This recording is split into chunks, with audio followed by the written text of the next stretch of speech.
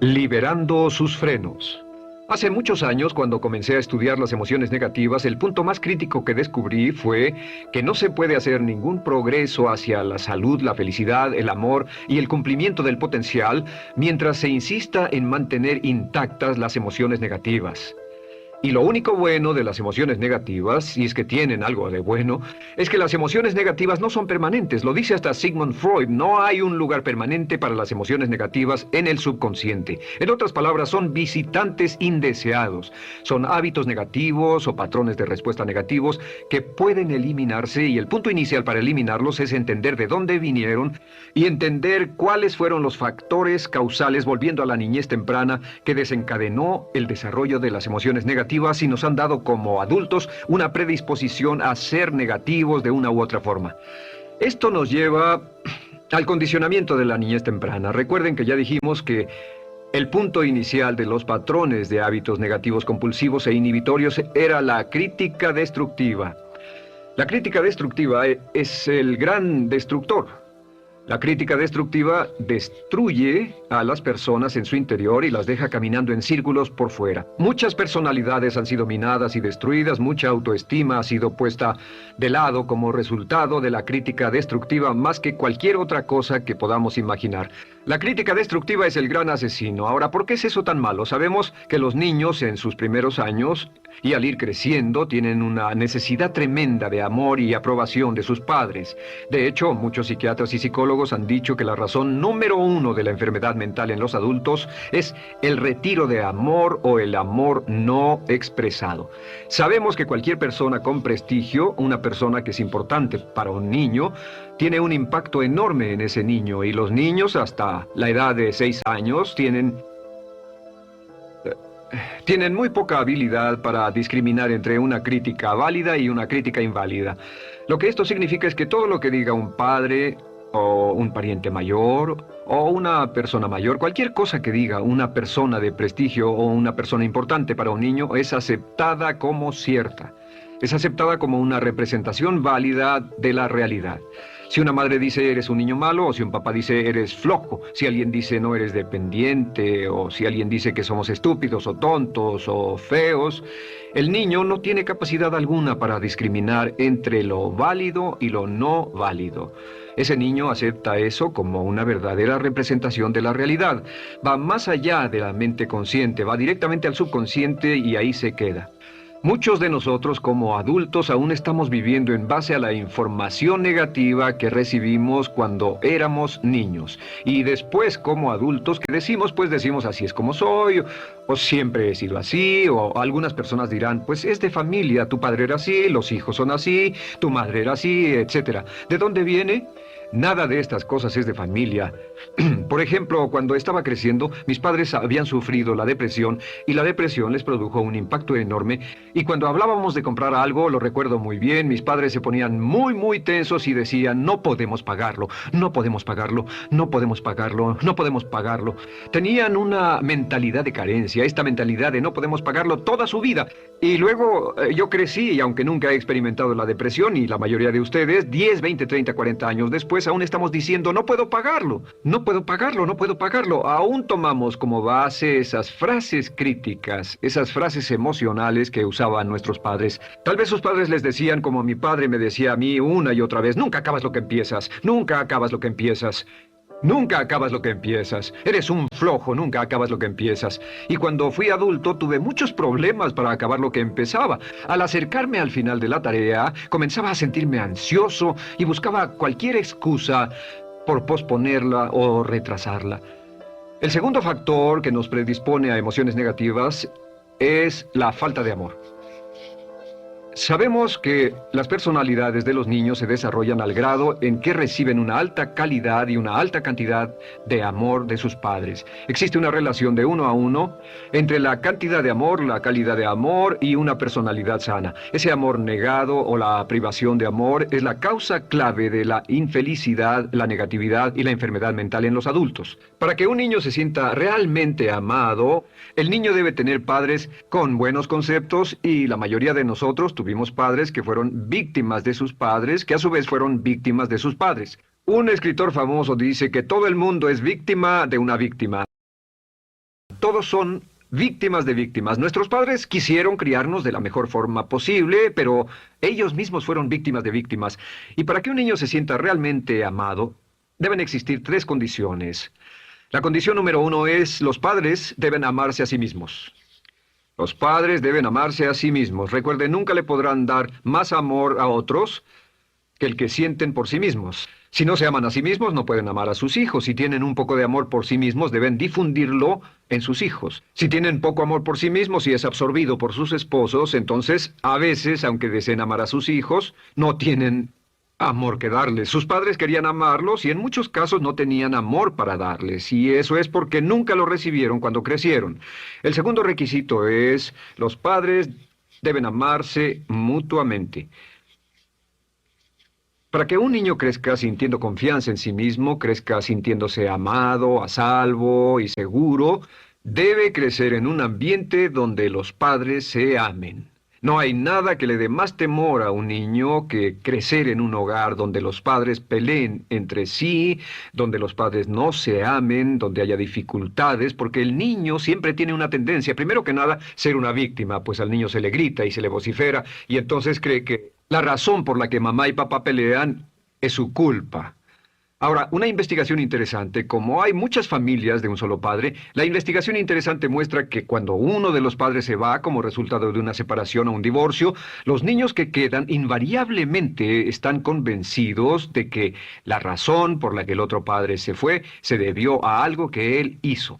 Y es importante que si un matrimonio o una relación va a terminar y uno se va a ir, que el padre que se quede les diga a los niños una y otra vez que la razón por la que la relación no funcionó no tuvo nada que ver con ellos. Solo tuvo que ver conmigo y con papá, conmigo y con mamá. No tiene nada que ver con el niño. El niño necesita oírlo muchas, muchas veces antes de que se sienta confiado y seguro. Y por supuesto, siempre es mejor que un niño sea criado por un padre que lo ama que por dos padres que no se aman. Una tercera condición que debe cumplirse si no quiere que exista la falta de amor es que los padres deben amar al niño. Los padres deben amar al niño. Bueno, esto parece muy obvio y muy lógico. La verdad es que, y esto es lo más difícil para usted y para mí como adultos, que ni siquiera lo pensamos, que es posible que nuestros padres no nos quisieron. No porque no lo intentaran, querían amarnos y tenían la intención de hacerlo, desde luego, etcétera, etcétera, pero simplemente como tenían conflictos mutuos y problemas sin resolver con sus padres, y sufrieron la guerra y la depresión, tenían que hacer carrera y otras responsabilidades, nunca lo lograron totalmente. ¿Entienden? Esa fue la dificultad. Lo deseaban, pero nunca lo lograron. La única forma en que puede amarse a un niño es pasando una gran cantidad y calidad de tiempo con el niño. Tiempo en gran cantidad y calidad con el niño. 10 minutos al día no bastan. Los niños se consideran valiosos según el grado en que las personas más importantes en su vida pasen tiempo con ellos. Si las personas más importantes en su vida, sus padres, solo pasan poco tiempo con ellos, los niños concluyen que la razón para ello es que tienen muchos defectos, que hay algo esencialmente malo en ellos y que por eso sus padres no pasan más tiempo con ellos. Los niños no piensan con la razón, lo hacen en forma emocional. Solo piensan: mi padre está aquí, me ama, y si no pasa tiempo conmigo, él o ella no me aman. Y si cualquiera de esas tres condiciones existió o más cuando estaba creciendo, los padres no se amaban a sí mismos o no se amaban mutuamente, o tal vez no lo amaban porque nunca lo lograron, aunque querían. Entonces usted debe haber crecido en conjunción con la crítica destructiva que se llama culpa. ¿Y qué es la culpa? Pues simplemente la culpa es un sentimiento de no valer mucho. ¿De dónde sacamos este sentimiento? Lo obtenemos cuando continuamente gente importante nos critica en nuestra vida y simultáneamente no nos dan el amor que necesitamos.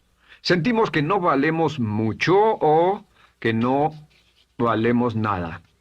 Y un sentimiento de culpa nos lleva a un sentimiento de falta de mérito, falta de valor y culpa. Y esa culpa, ese sentimiento de falta de mérito, es el mayor problema del siglo XX, la principal fuente de enfermedad mental. Es la fuente principal de los problemas en las relaciones, la fuente principal de enfermedad psicosomática, la fuente principal de la mayoría de los problemas que afectan a nuestra sociedad. Es el profundo sentimiento de culpa y falta de mérito que se expresa o se esconde en los pensamientos o en la actitud: no valgo suficiente, no valgo suficiente. No valgo suficiente. Ya hablamos de la autoestima y de lo importante que es. La autoestima significa me quiero mucho, me quiero mucho, me quiero mucho, me quiero mucho. Las personas que han sido criadas con críticas destructivas durante su vida no solo no se agradan a sí mismas, no sienten que sean lo bastante buenas para nadie, y en muchos casos están llenos de odio por sí mismos. Se odian a sí mismos, se autocondenan o se detestan. Y verán que esto sale en sus conversaciones y sale en sus relaciones con otras personas. Las personas que no se quieren a sí mismas, aunque quieran tener buenas relaciones, simplemente no son capaces de ello. Las personas que piensan que no son buenas para nada siempre lo hacen aflorar, siempre será un problema. Ahora, ¿cuál es la razón principal de la culpa? ¿De dónde viene la culpa? La culpa viene de tres fuentes negativas: padres negativos, influencias negativas o religión negativa. Una de las tres. Cualquiera de estas tres usa la culpa. De la culpa se valen y aprovechan, en especial los padres y las organizaciones religiosas, por dos razones. Una es el castigo. La culpa se usa para castigarnos.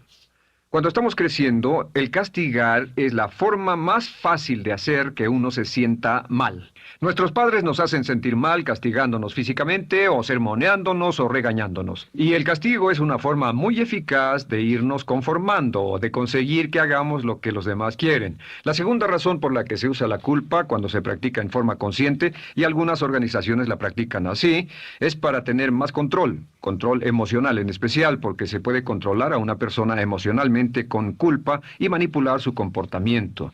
Hay muchas organizaciones que usan la culpa como una herramienta de control y manipulación. Si puede controlar a las personas con suficiente fuerza y en forma emocional, puede conseguir su dinero, puede conseguir su tiempo, puede conseguir su compromiso, demandar sus recursos, etc.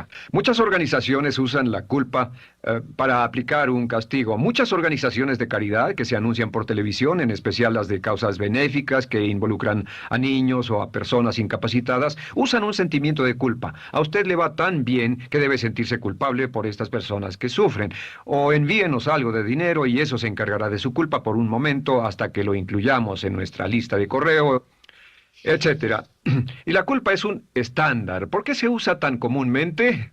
Pues primero que nada porque casi todos nosotros la tenemos en mayor o menor grado. Y número dos, es fácil. La culpa es fácil. ¿Por qué nuestros padres la usan con nosotros? ¿Por qué nuestras madres la usan con nosotros? Nuestras madres pueden controlarnos con la culpa en un cuarto repleto. Nuestra madre puede controlarnos a miles de kilómetros por teléfono. Los padres usan la culpa en sus hijos porque sus padres usaban la culpa en ellos y así sucesivamente. Es lo más fácil, no existe un esfuerzo físico. Puede hacerse con una mirada o de reojo o una palabra. Ya sabe que las personas siempre buscan lo más fácil. Esté alerta.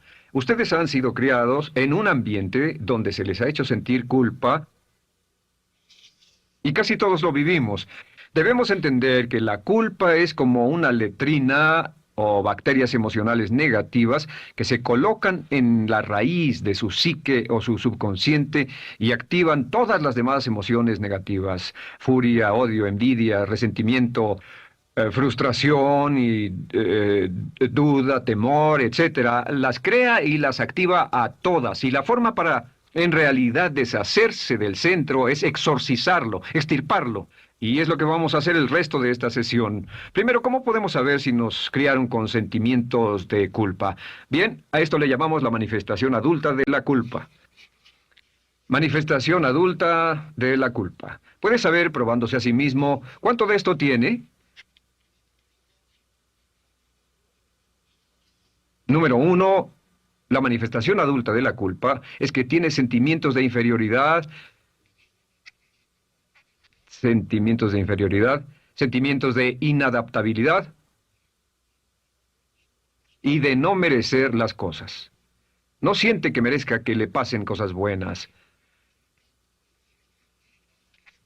Si una persona ha sido criada con crítica destructiva y se le hace sentir culpa, entonces cuando logra éxito, aún con un tremendo esfuerzo, tiene una tendencia terrible de sentir que no se lo merece. A esto se le llama, por cierto, temor al éxito. El temor al éxito es solo otra forma de decir que la persona que ha estado condicionada a pensar de sí misma como poco valiosa o no lo bastante buena, se siente muy incómoda cuando experimenta el éxito. Se siente muy tensa y a disgusto.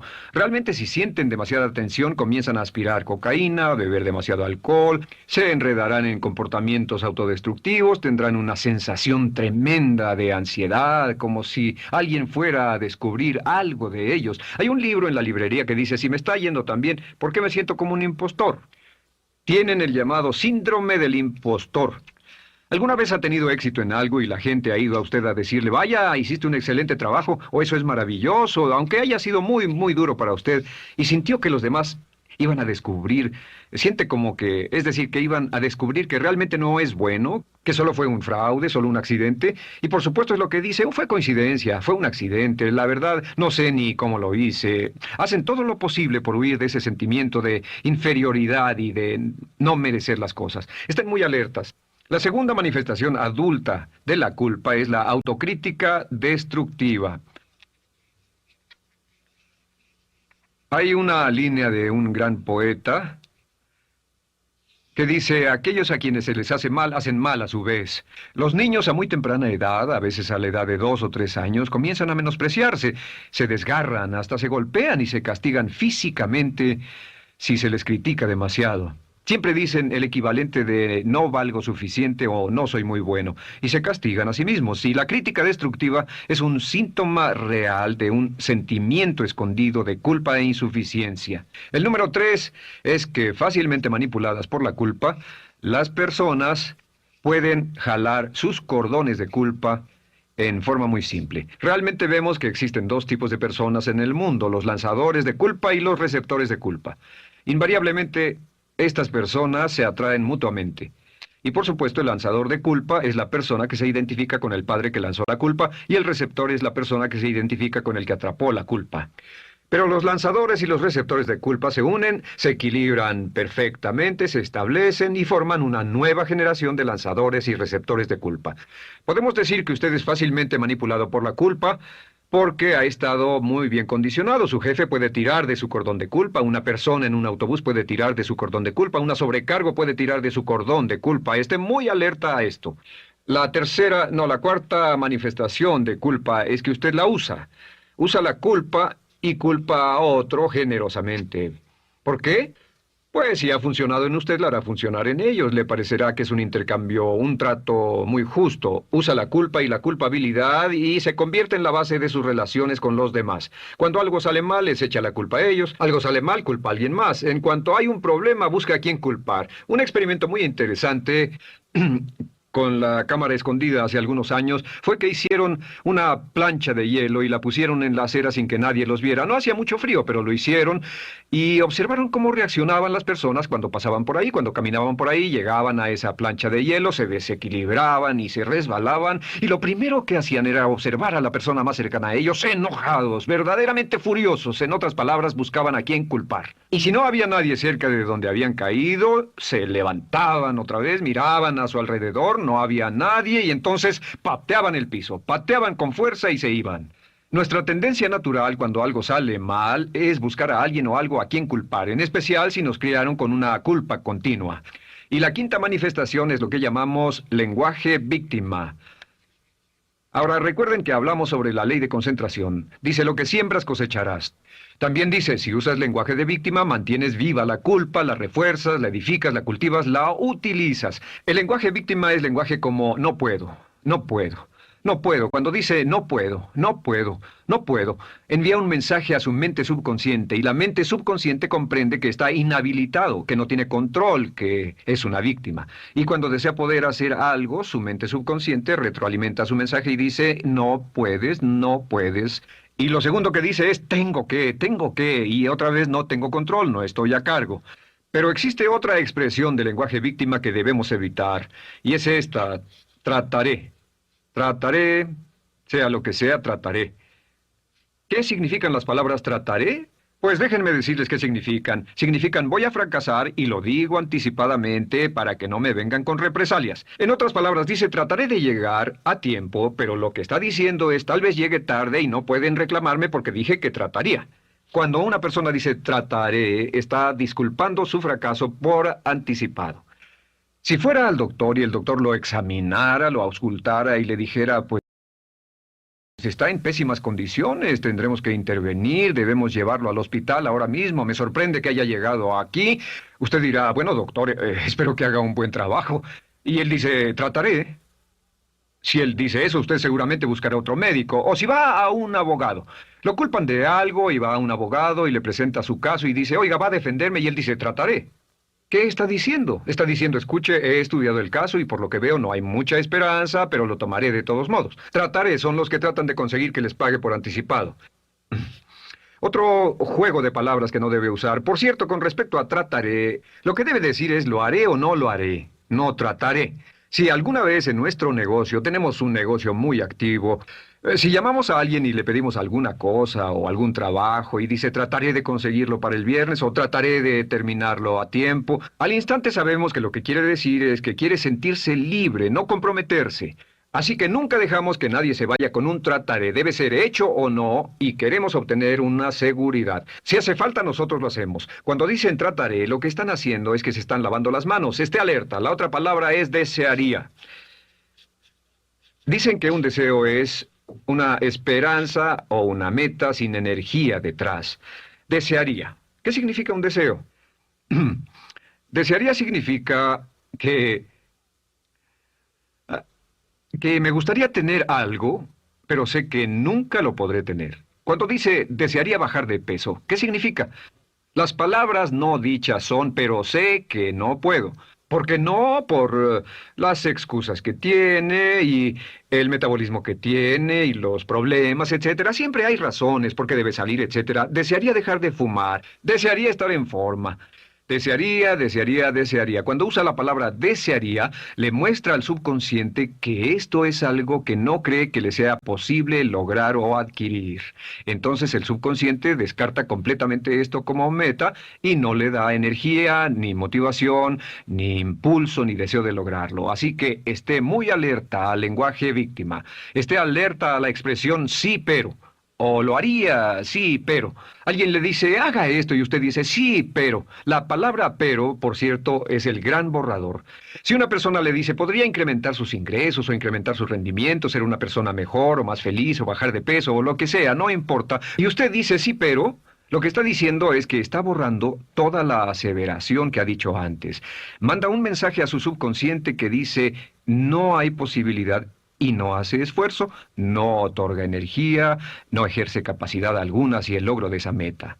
Y las personas que han sido criadas con culpa tienen 5 cualidades o 5 manifestaciones de adultos. Una es que se sienten inferiores, se sienten inadecuadas, sienten que no merecen que les pasen cosas buenas. Estén muy alertas a eso. El número 2, se autocompadecen continuamente, usan la autocrítica destructiva. El número 3, usan la culpa y la culpabilidad en ellos y en otros. El número 4, son manipuladas por la culpa. Y número 5, usan lenguaje víctima. Así que, ¿cómo nos deshacemos de la culpa? ¿No es sorprendente cómo se aclara esto? Este pizarrón, todo se borra. Tengo una varita mágica cuando me voy a sentar al escritorio. Entonces, ¿cómo nos deshacemos de la culpa? Para deshacerse de la culpa...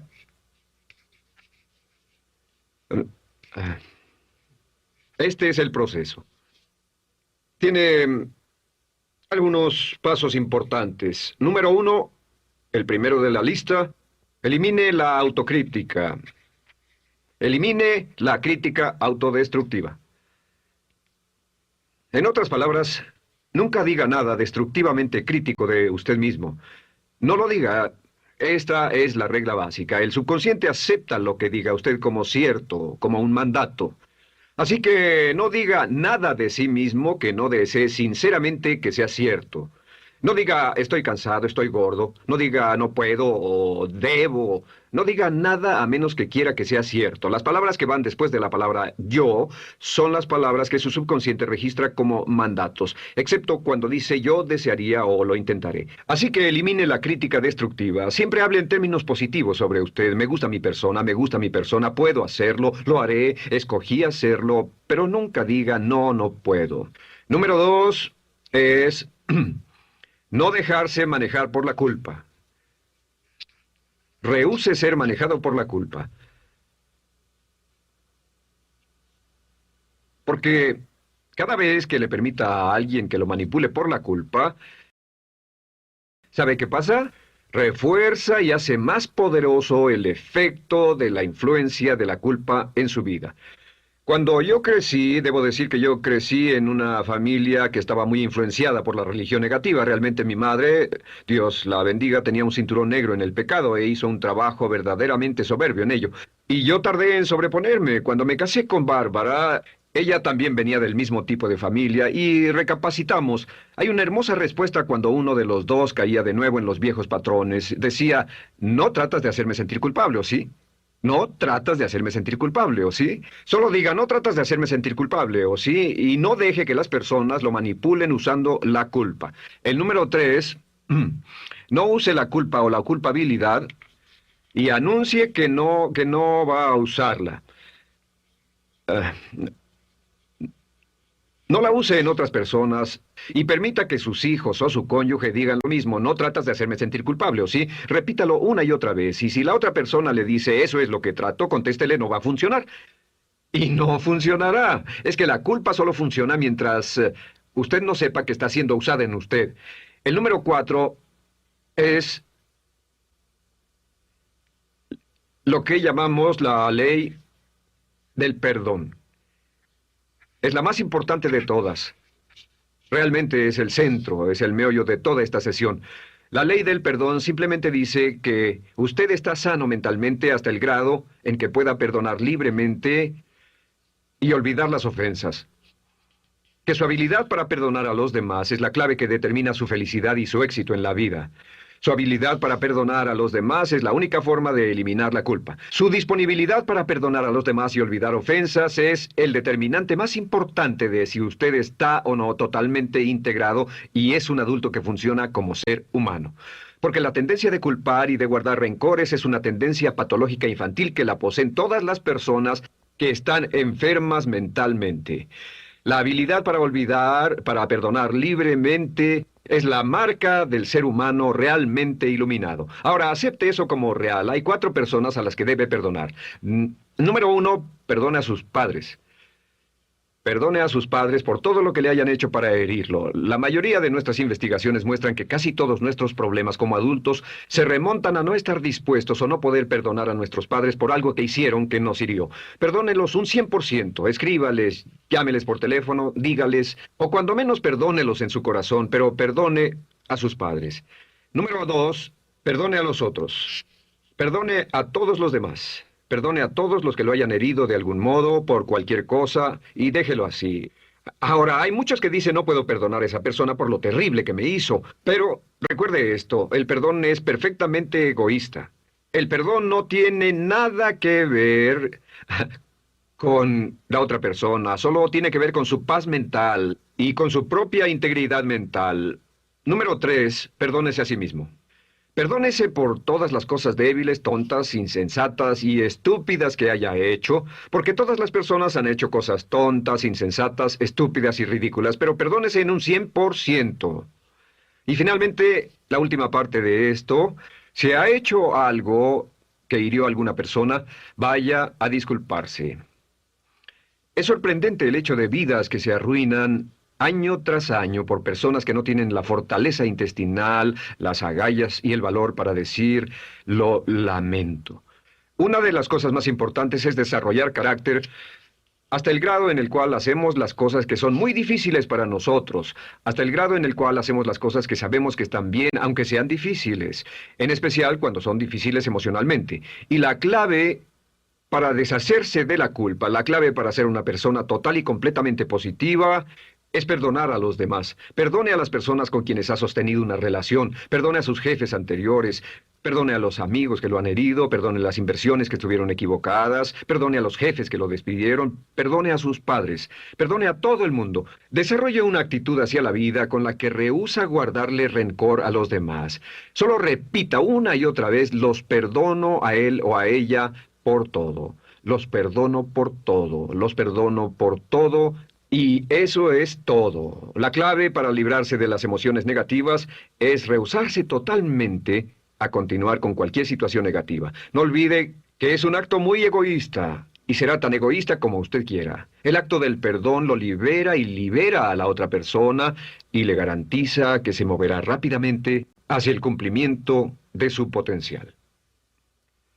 Para tener éxito, una mujer debe ser mejor en su trabajo que un hombre. Golda